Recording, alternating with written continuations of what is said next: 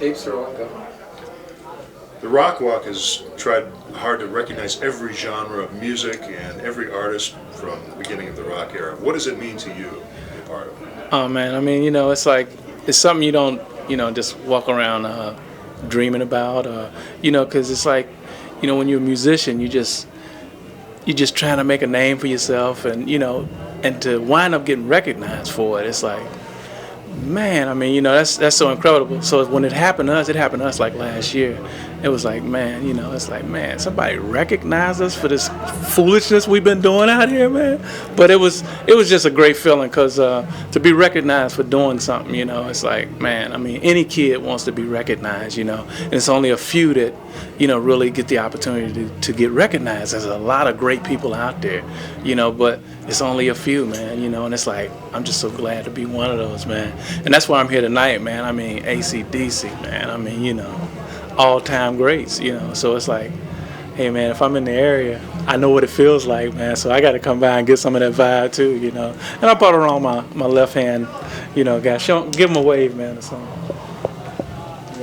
So so he'll have all his hands in the rock walk one day.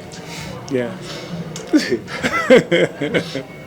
Shit, I forgot the question I was going to ask you from that thing there. Tell me about your earliest influences. My earliest influences, you mean as far as bass or music, period? Music. What got you going? What got me going was actually the guys standing on the corner singing, the doo-wop cats, because, when I was coming up, to own a radio, it was like, we didn't own no radio, so I was like listening to music that would come from, like down the block, or we didn't have a TV. I mean, so, I had to get it any kind of way I could get it, so, and at the time when I was coming up, it was people like Elvis, the Beatles hadn't came out yet. They were getting ready to come out. They hadn't came out yet. The Coasters, Nat King Cole. I mean, these kind of things was happening on radio, so those are the kind of things we were listening to, and it was like, but at the time, and my hero was Lonnie Mack. He was like from Kentucky, Cincinnati, and I'm a Cincinnati dude, so it was like, this was like my all-time hero. He did all these songs like Memphis,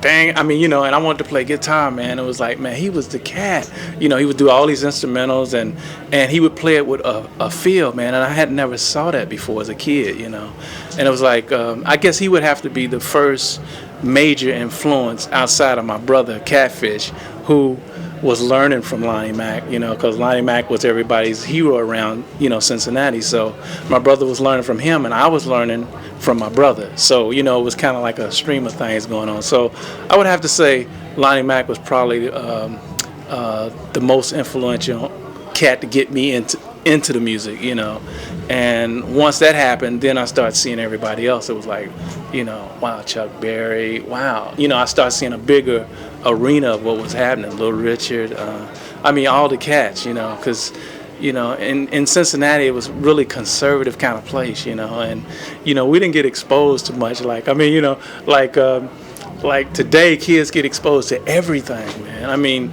if we wasn't there, when we were coming up, if we wasn't there, and if we wasn't at the concert, or if we wasn't in that town, we never saw it, So it was like, it was hard to get exposure, or get exposed to things, So we had to actually just hitchhike and go out of town and start doing crazy stuff, and play for no money, and play for wine, play for a couple of chicks, I mean, that kind of thing. So yeah,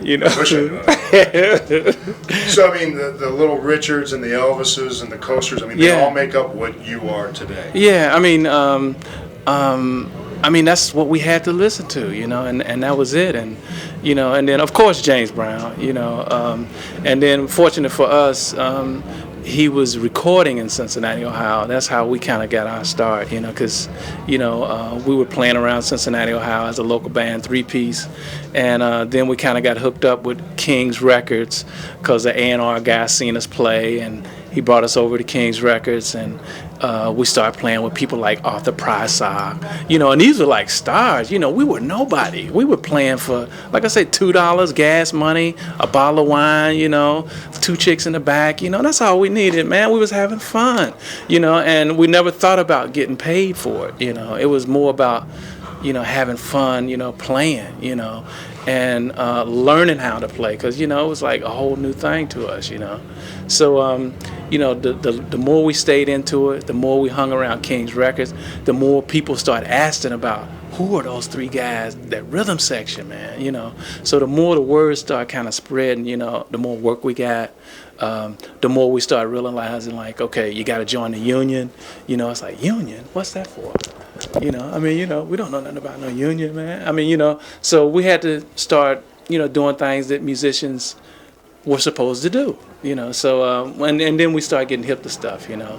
The next thing, James Brown had sent us out with Hank Ballard, you know, and that was probably one of the deepest experiences any young musician could ever have, you know, because, you know, Hank would, we'd all be in a car, and Hank would pull up, you know, stop at the light, and if he'd see a chick over in the car, you know, and we're on the way to the gig, you know, if he see a chick over in the car, he would stop, get out the car, and he's driving, you know, we stopped at a light, he'd go over and get in the chick's car, I'll see you guys at the gig, you know, and we were like, I mean, you know, I mean, so learning wise, you know, those were the best days, man.